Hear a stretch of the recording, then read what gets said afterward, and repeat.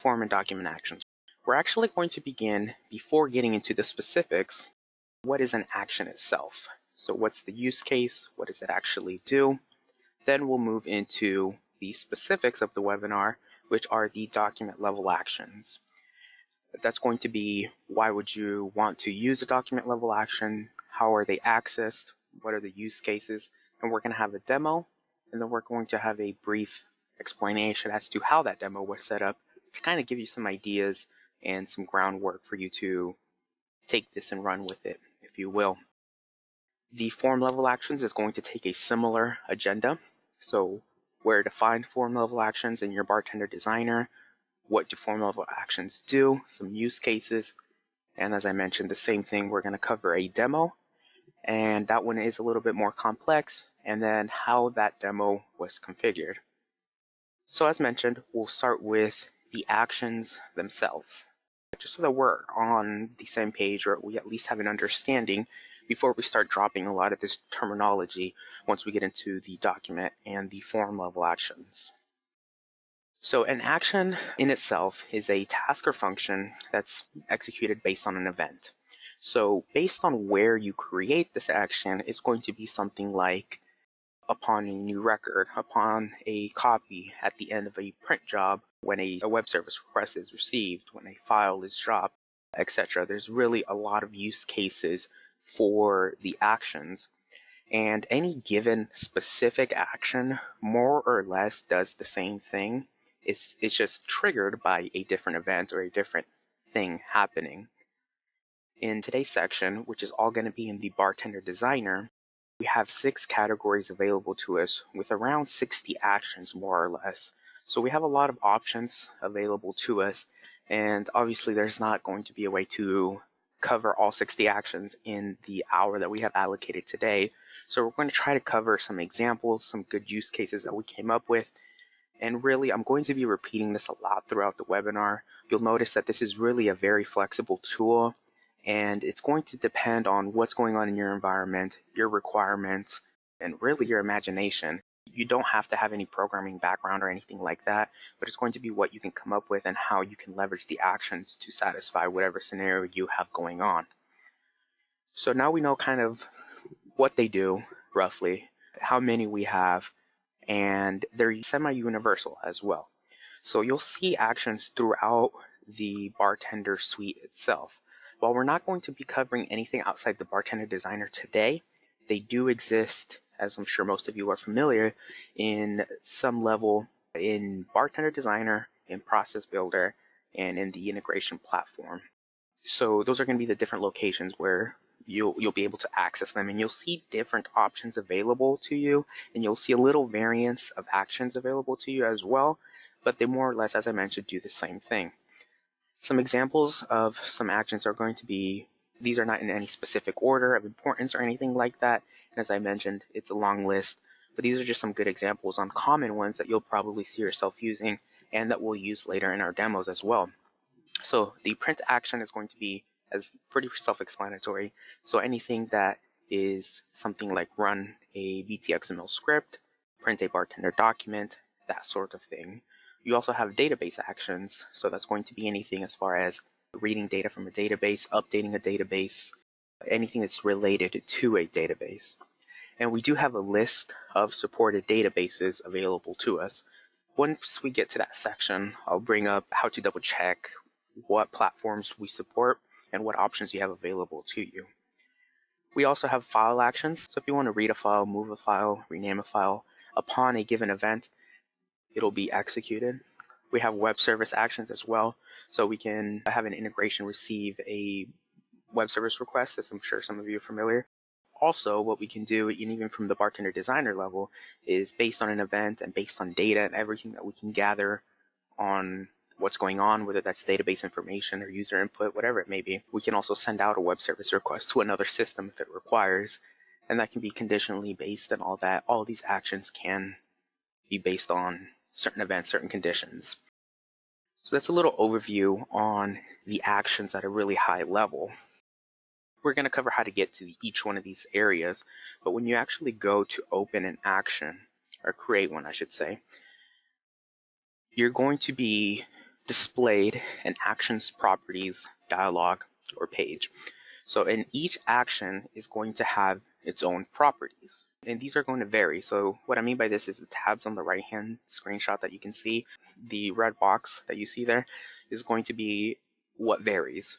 Now all actions are going to have the action tab, but the other tabs are going to vary depending on what kind of action it is and what it does.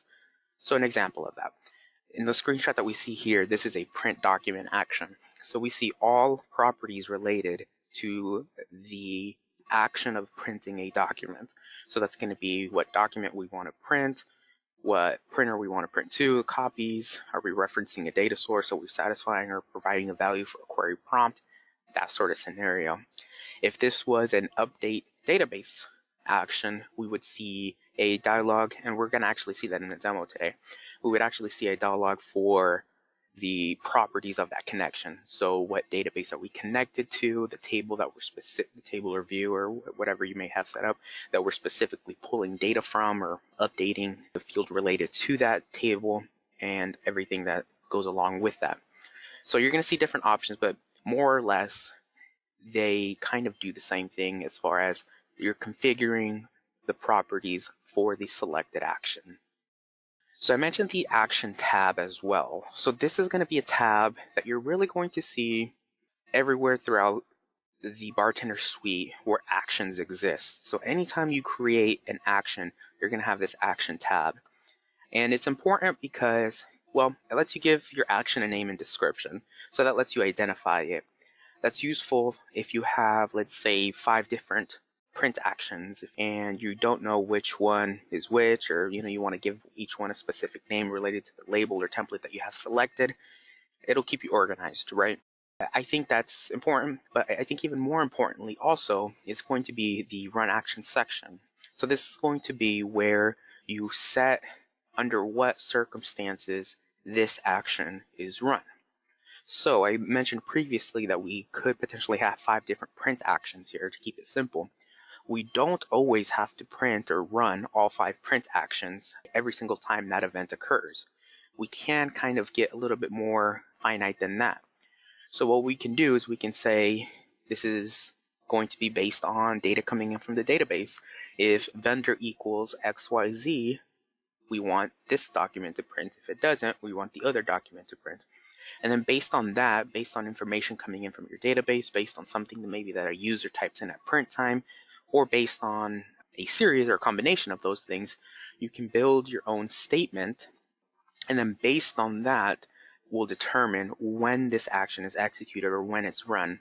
And we really can't talk about the actions, the properties, and setting everything up without touching a little bit on variables. As I mentioned, we're kind of just getting started here on the foundation, just getting a little level understanding, and then we'll move into the specifics. So a variable. So what is it? I'm sure most of us can imagine what it probably means. But to be specific to the BarTender world, or how we use them, a variable is something that you can assign a value to, and that value can be dynamic. So an example of that, right, to simplify it, if we're connected to a database and every time we see a company name that needs to be updated, whether it be because we're using it here as an action, whether we're using it as part of our sending data back to a database, whatever it may be, we want to pull that company name in, and we want to make sure that it's dynamic and it's relevant to the current record, let's say. So based on that, we can assign that field to a single named data source. That named data source will be available to us here. And then whenever we see the percent, the example that you see on screen there, so percent, printer name percent, or on the right in the screenshot, circled in blue, those are all examples of variables that I created, is going to be how you can identify where an action exists. So what's going to end up happening here in this scenario, circled in blue, is that this job name is not going to be called percent username percent. This job name, etc., and the rest of it, this job name is going to be called the username value that's assigned to that variable, the current time that's assigned to that variable. I believe that's actually the actual live current time, and the serial number associated to that variable. So that's going to be dynamic for us. So for the job name, it's going to let us identify the job. and we'll assume that that serial number is going to be unique to some degree.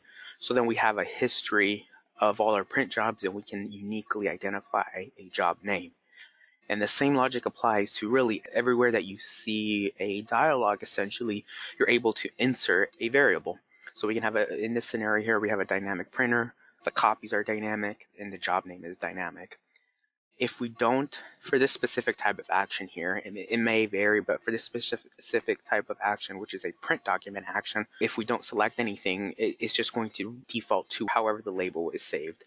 So if let's say we uncheck the printer, that means that it'll by default go to whatever printer is associated with that particular BarTender document that we decided to print. Also, to repeat that phrase once again, variables are semi-universal as well. So some of what you learned today is going to be transferable to the other companion applications that I mentioned earlier. So it's good to just have that foundation work set up so that we understand it and we can use the software to its full extent. So we know that the variables can be dynamic. They're assigned values. Where do they come from, right? That's probably what some of you are asking.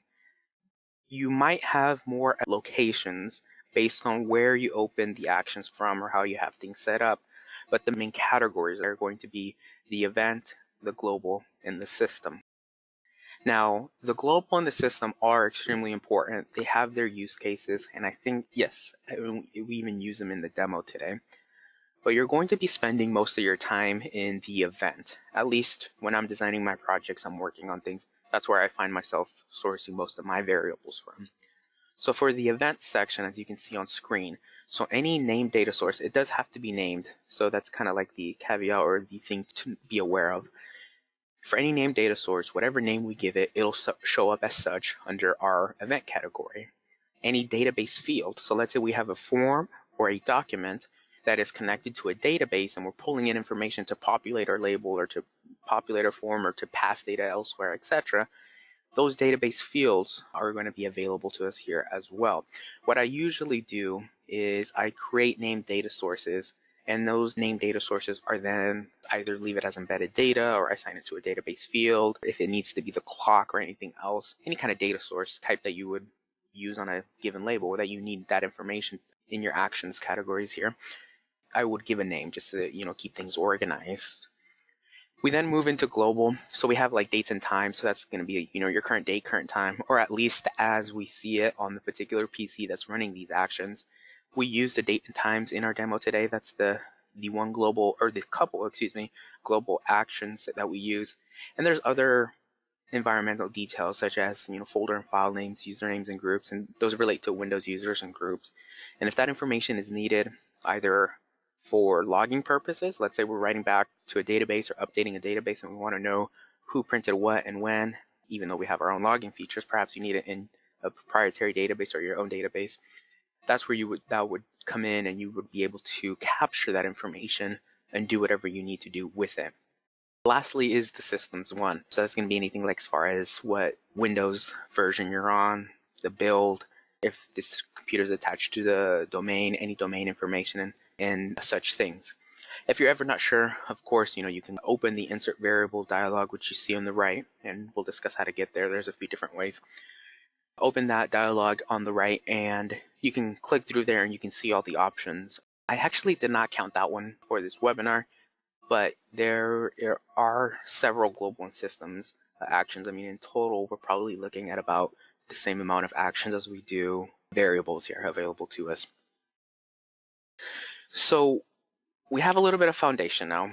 Hopefully that if you've never worked with actions in BarTender specifically, that gives you a little understanding as to just what they do, how they work, where they exist. And then we're now going to try to apply some background information and then a use case to each one of the sections that we're talking about today. And we're going to start with document level actions. So a document level action is accessed at the document level. So as we see on screen here, there's some instructions. So if you click on File, BarTender Document Options, your Actions tab, make sure you enable that checkbox if you want them to be live, and the Document Actions icon, that's going to open up that dialog, our Actions dialog that we talked about. You would use a document level action specifically, though, instead of the other companion applications or instead of a form level action, when you want an action to be executed at certain stages of your print process. Now, we'll see what I'm talking about here in the next slide because we'll see this, we call them events. But let's say that upon print job start, these are just some examples, we have a couple more. So let's just say on print job start, after each record, after each copy, at the end of a print job, etc.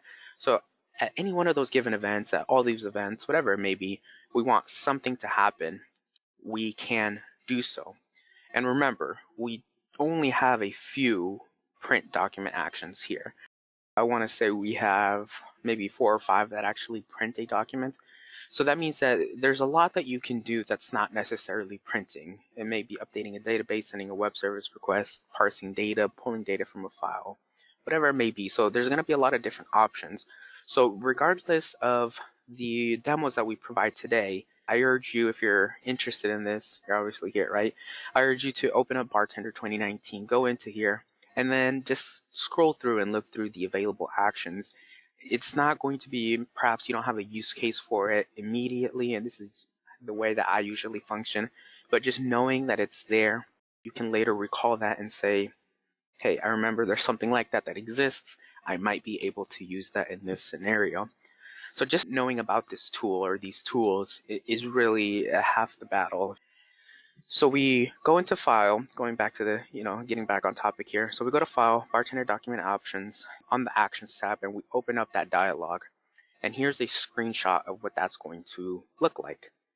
So it's going to be similar. I want to say similar throughout companion applications and all that, what this dialog looks like.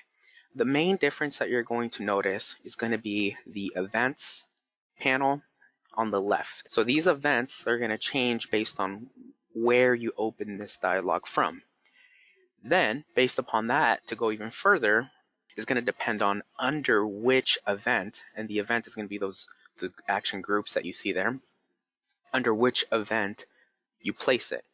So if I place a print action under print job canceled, every time a print job is canceled, that print action will be executed. I could also say, if a print job is canceled, I want my manager to receive an email because print jobs should not be being canceled for, whatever reason. So you can do all sorts of things like that, and you can include information such as who canceled the print job, or at least who's running the application, right? Who canceled the print job, what data was going to be on that label, and all things like that. As long as the data is available to us at that stage of the printing process, generally speaking, we can use it and you can customize it and incorporate that into your actions. And once again, we incorporate that data into our actions by using variables. Now, I will say that what I have highlighted here on update database records, I keep mentioning variables, generally speaking, because that's usually, in my experience, how it's used. You want these things to be dynamic. That's kind of part of what gives this a lot of power and flexibility. But you can also have things like static. So this is actually part of the demo that's coming up, and it'll make a little bit more sense as we go through it. But the highlighted field in the middle of your screen where it says record value and condition, checked in question mark, and it's set to yes. So that's a static value. Whenever this is run, it's going to update that particular field on this table in this database to yes, where the condition equals attendee number equals that variable attendee number. So we have a mix of static and dynamic data going on here, which at face value can get a little complicated, but once you kind of wrap your head around that whole concept, you'll be able to use that, like I said, pretty much anywhere. And it's going to be like anything else that you develop. Think about it as developing a little mini integration or a little mini custom application where you're going to have to go through and there's going to be some trial and error, especially when you're first beginning. And as you kind of dial it in, it'll automate the process and it'll do a lot of the work for you. Continuing on, we're just going to do a quick tour here of the UI while we have this screenshot up. So across the top, we have the ribbon. So that's going to be where you have your copy, your paste, your cut, so your basic clipboard functionalities. You can also use your keyboard shortcuts, and you can copy and paste actions themselves anywhere, copy and paste them into the event. You can click, drag, and drop them into whatever event it should be. You can also copy and paste data from the property side. So whether it be a variable or static data, whatever it may be, just your basic clipboard functionality. The actions is going to display everything action related. So under actions, you'll see a drop down with all the actions that you have on this particular page or this particular form. And then the action groups is going to show you your groups. You can also do a search and replace. So let's say that we use a given variable. So let's say the attendee number, since we have that on screen. Let's say we have the attendee variable available to us in 20 different locations, because this is a pretty simple example that we see on screen here, but they get very complex. So let's say we have it in 20 different locations. Instead of in this page here, throughout the different events, different actions. So instead of clicking through, hoping that we don't miss anything and just wasting some time going through and updating everything, we can do a find and we can go through and update each one individually, or we can do a replace. So as I'm sure most of us are familiar, basic functionality with most editors and Office products out there. And then we get to still under the editing. So we get into insert variable and insert symbol. So these are grayed out here, and I actually should have selected that so they would be highlighted, but hopefully you can still see that on screen. It's towards your top middle left there. So insert variable, it's the little blue X, and you'll see that symbol throughout the companion applications as I mentioned. So anytime you click on a dialog, so let's say I clicked where it says yes, which is highlighted right now, that icon will light up for us, and if we click on the insert variable icon, we'll see that event, global, and system category, and we'll be able to just double click any one of the variables and insert it into this dialog. So that's one way to do it. It's a little bit tedious because you have to open the dialog, you have to search for it and make sure you might have a big record set or something like that you have to scroll through. So you can manually add variables as well. Just type in percent attendee number percent, and that will let you still leverage the variable. The only thing to be careful about that is, of course, typos happens, and if a typo does happen, this is sensitive to that. It's not going to, it wants the very verbose variable name, if you will, no variants of it. So if you don't use the actual variable name, you're not going to get the behavior that you would expect.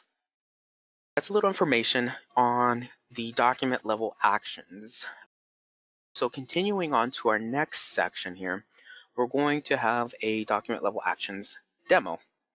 So we'll pull up a recording and we'll go through a demo. So keep in mind that this is going to be the first part of the demo is going to be the end result, the product. I don't believe we'll go into any details, but we have a follow-up in the next slide that goes into a little bit of the options and the properties, and I'm going to be stopping throughout to explain what's going on and why it was done this way.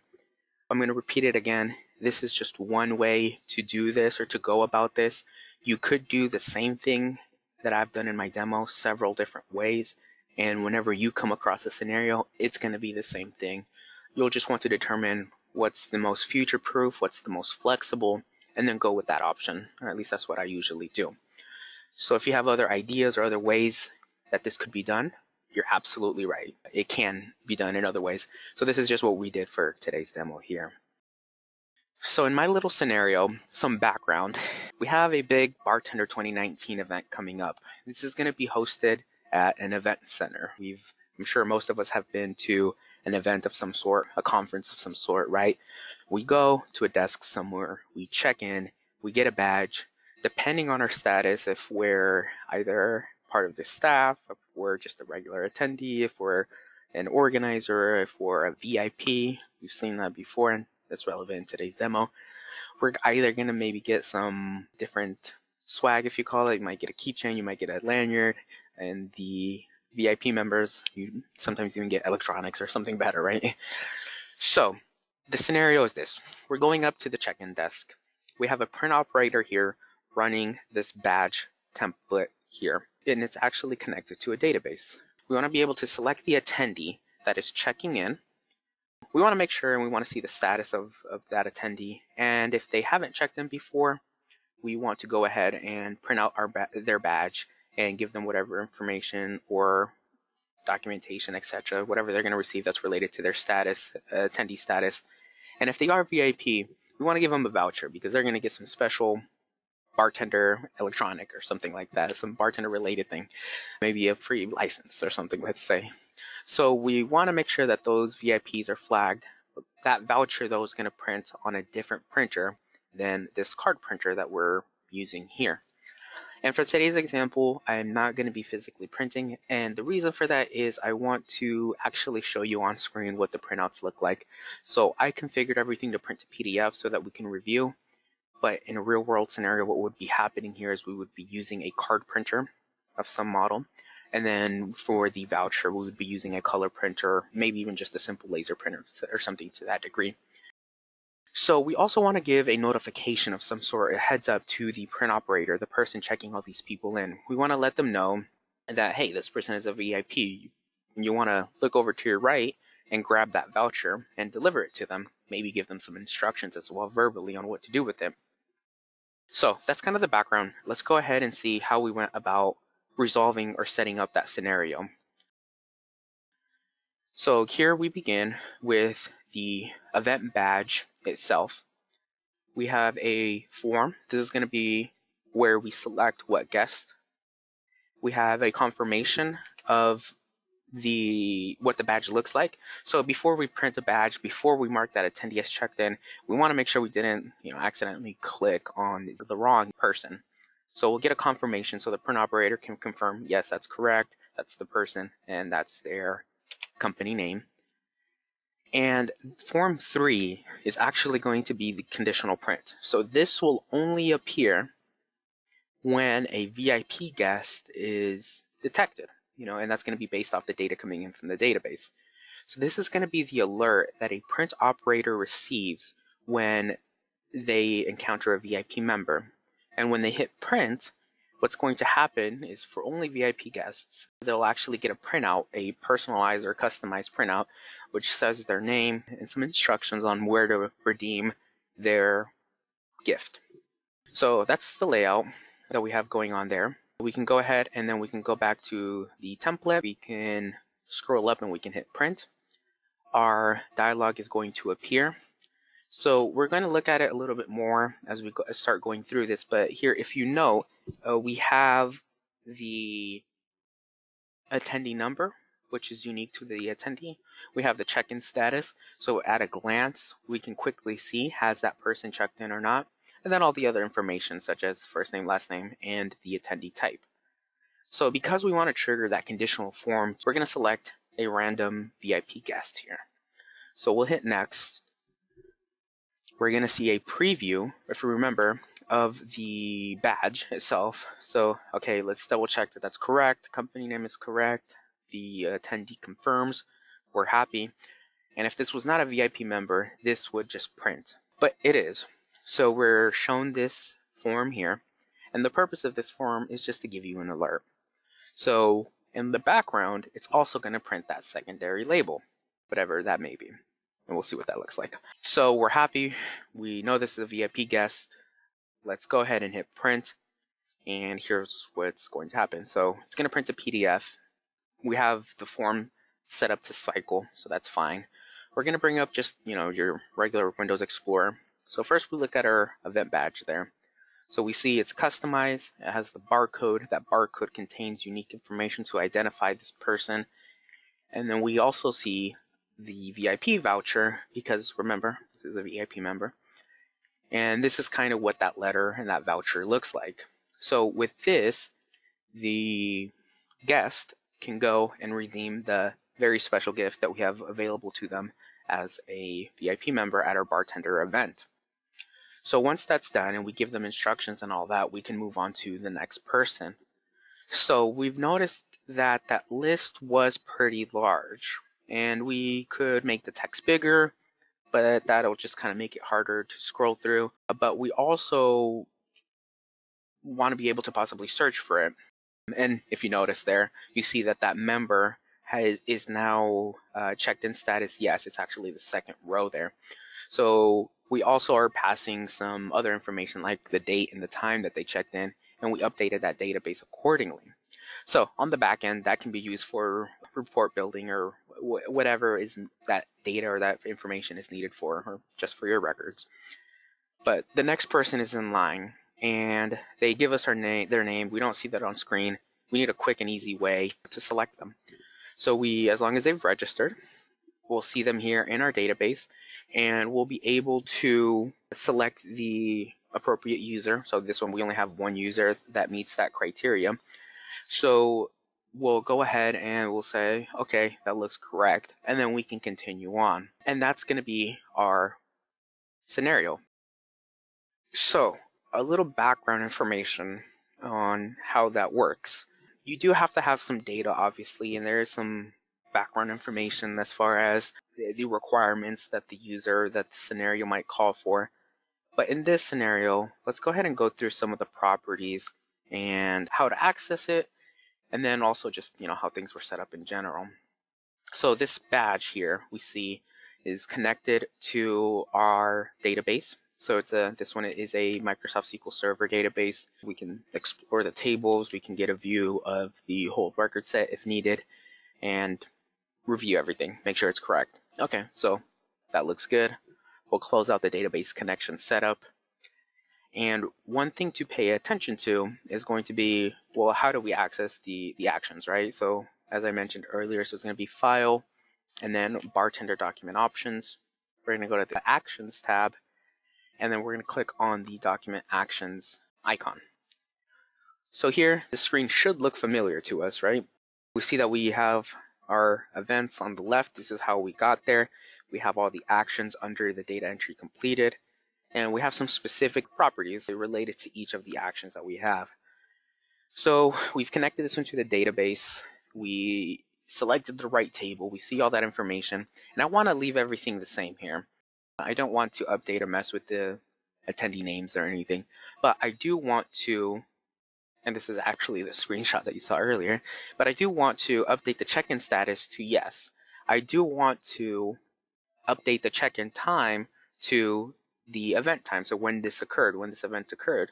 And I also want to check in date. Maybe this was a weekend event, so what day over the weekend and what time did this particular person check in? And you can plug in and switch the names and switch the scenarios to meet your circumstances, but that's pretty much how this works.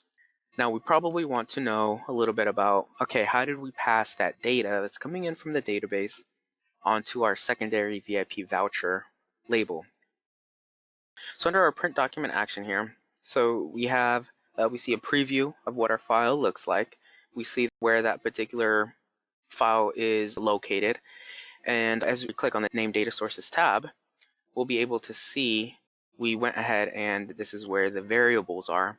So we have attendee number and VIP guest, and under the values, the variables are assigned. So you see here, we don't have to, or we're not restricted to just use a single variable, but instead we can use a combination of multiple variables, and we could even throw in some static data. So let's say that we want a dash in between the first and last name, or whatever data delimitation or formatting we need.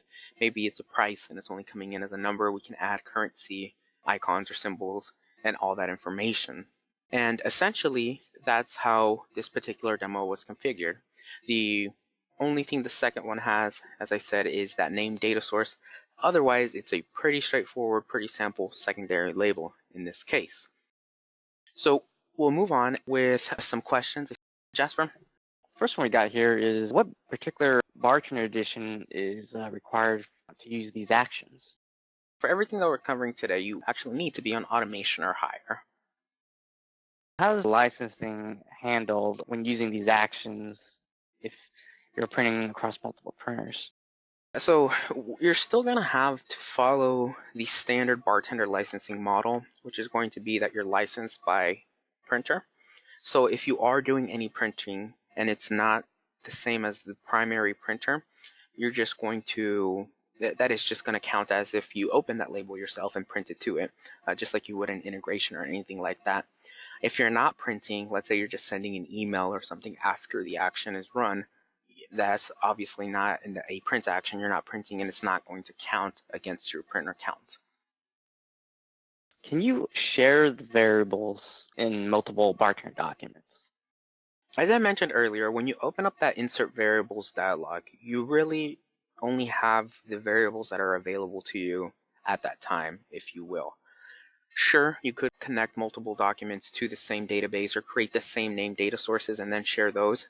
That would work, and that's actually something that I do. I export and import named data sources, but you're not going to be able to reference other name or other variables as such.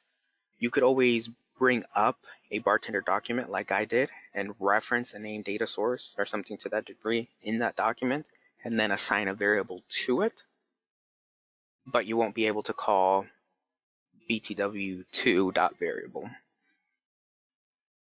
We have a person here that's currently on BarTender 2016. They're using our integration platform, and they kind of ask how this kind of plays in. Can they just keep their existing integration, or what's the difference between executing these actions inside the document? Yeah, that's a good question. So if let's say you have a functioning 2016 integration and you come up to BarTender 2019, that is all still intact and it is backwards compatible. So you can definitely bring up your integration and that'll function. Now, the only thing to keep in mind is that the difference between these is that via an integration, it requires an event to occur that then triggers the actions. So usually that means integrating with the system or another business system of some sort. In this scenario, a print operator entering data, printing or canceling a print job, etc., that's what triggers it. So this is in addition to the existing integration platform and its flexibility, but not in place of. Because of time, I do want to continue on. So we can now move into the next part, which is going to be the form level actions. So this one is going to get a little bit more complicated, and at first it'll be a little harder to grasp, especially if you're a veteran BarTender user because you're so accustomed to a certain way something is done, right? But the form level actions kind of leverage a new functionality that BarTender has, and that is that you can have a form that doesn't necessarily print the template associated with it. So a little bit more explanation on that. So I can have a form with a blank template that's irrelevant, the size and all that is irrelevant, and that form, which is actually part of our demo today, and that form can select the label or the BarTender document, the layout, and then it can select a database record, or it can take data inputted by a user prompt, whatever that may be, wherever that data is coming from, and then apply that to whatever layout you selected. And then when you hit finish or print, it's going to execute whatever actions you have, sort of like your own little custom application front end, without needing to actually print anything for that document. So there's this concept where a form can print other labels or do other things or other actions, not even print anything, and that has nothing to do with the template associated with it. Of course, if you still want to use it how you've always used it, which is you design the template and you have user prompts that populate that template, etc., that still works. But this is just, once again, adding to the functionality, so you have the option of how you want to go about it. So the event under which these forms, and we'll see that the events are different, occur are going to be a little new or different than the document level actions. So when you click a button or you click a link, that specific link or button that you created will execute whatever actions you've programmed it to do. And I say programmed, what I really mean is the actions that you've created and configured under that button. You can also do things like when at the end of the form, once the form is completed, when the form closes. And to access these form level actions is a little different. So we want to go to our form. We want to click on Edit and then Properties. And we want to click on the form on the left side there. And then we're going to click on the Actions icon. So we're going to click on the Actions icon. That's going to open up that form for us.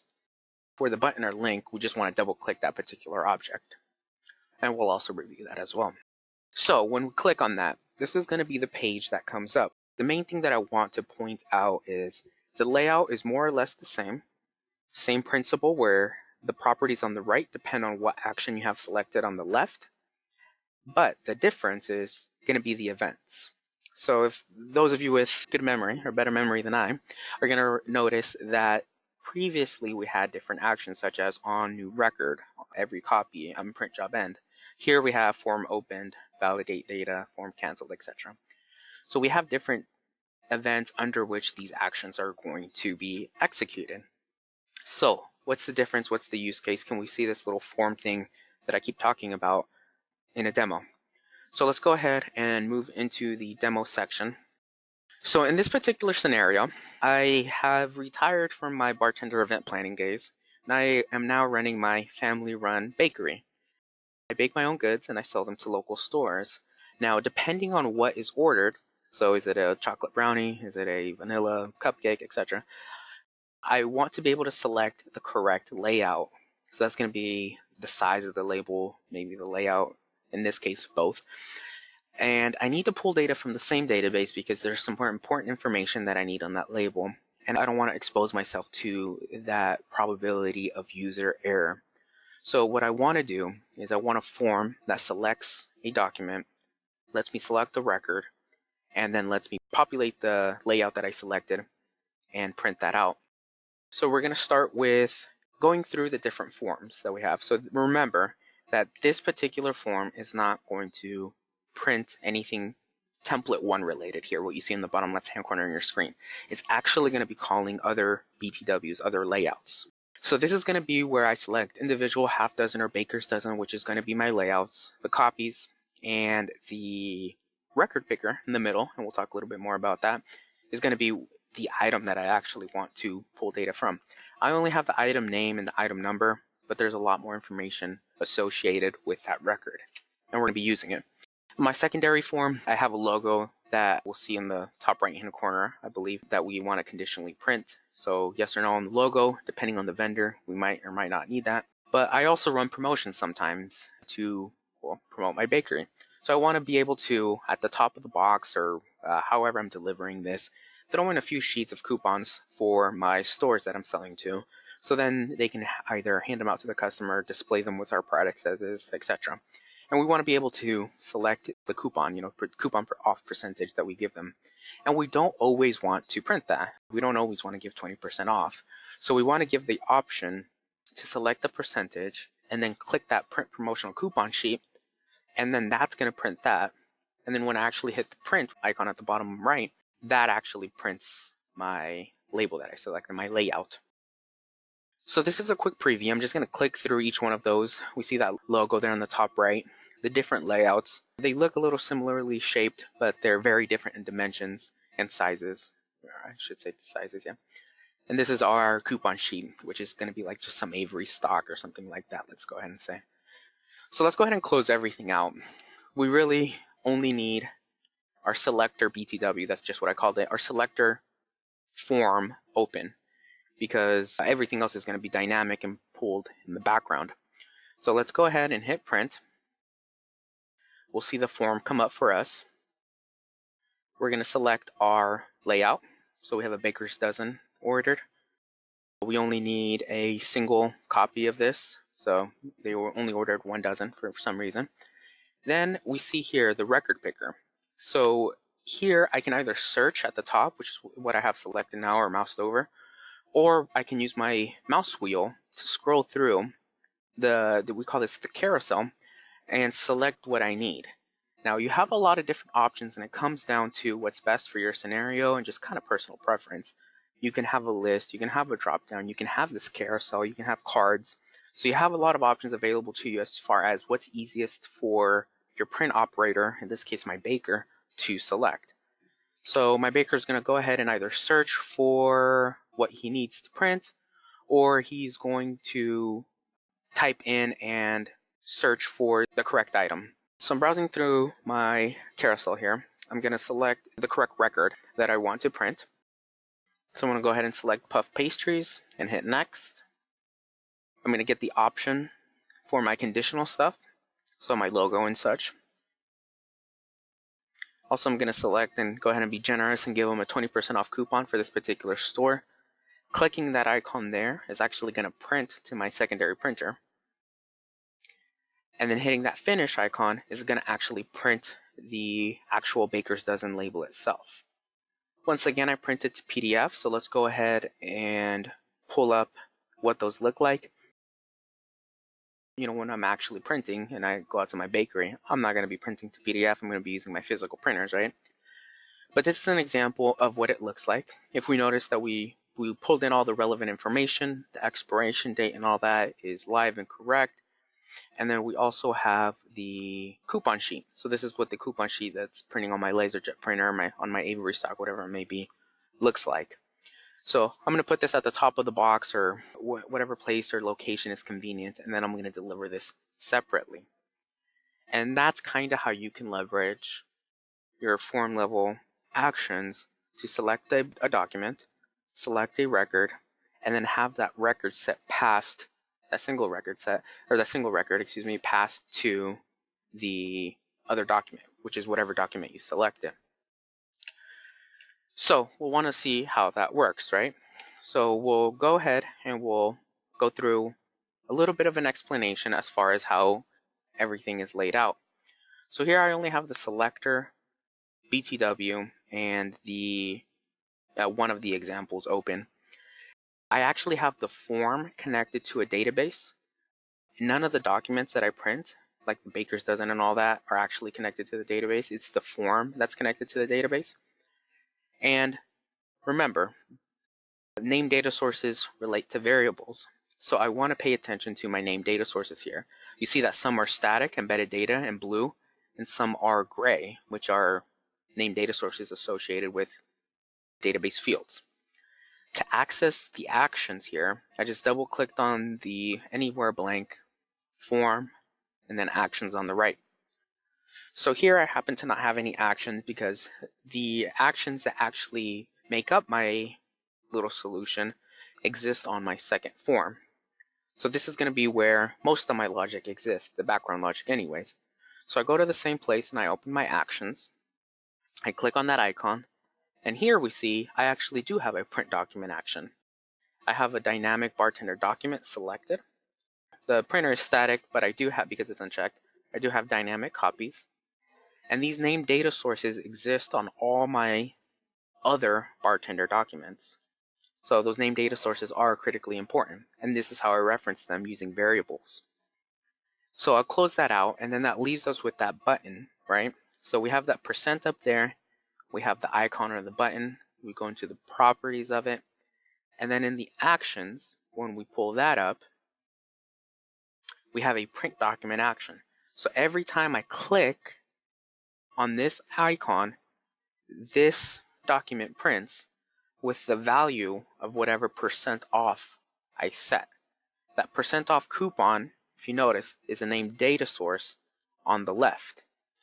And then other than that, that's the form configured. Remember, nothing prints on the template, so we don't have to worry about it for this example. Then we have one of the examples here, and we notice that we have all those named data sources. They're all embedded, they're all not connected to a database, and I just referenced those. And if I want to use it anywhere else or in any other location, I can click drag and drop and place it on my label, layout, however you want to reference that. And essentially what I did for this demo is I pretty much copied and pasted this, once I had this mapped and done, I copied and pasted 2 more times. I changed the layout to match my specs or the box dimensions or whatever it may be. I moved things around, I resized things, I used more variables or more named data sources, in some locations than others. And then based on that, other than the conditionally printing logo on the top right, is how I configured this demo.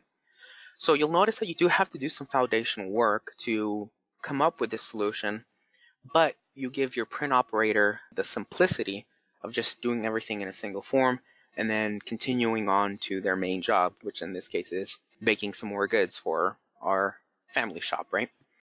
And with that, we'll review some questions. Jasper, whenever you're ready, if you can jump on. With all these BarTender documents and actions, if you were to execute them and print them through like one of our other companion applications like Print Portal or Print Station, does that all still work? Like any solution, you want to test things because as you get more complex, things like permissions and relative directories and all that come into play. But the answer for that is yes. And personally, what I would do if I were to configure this for my bakery is I would have a process builder file on the desktop, and and I would just double click on that process builder file. That'll bring up my form, which is where we just spent most of our time, and the print operator, my baker, can fill it out and print, and they never really open BarTender. What that does is it leverages, well, it gives you a little bit of simplicity, right? Even more simplicity.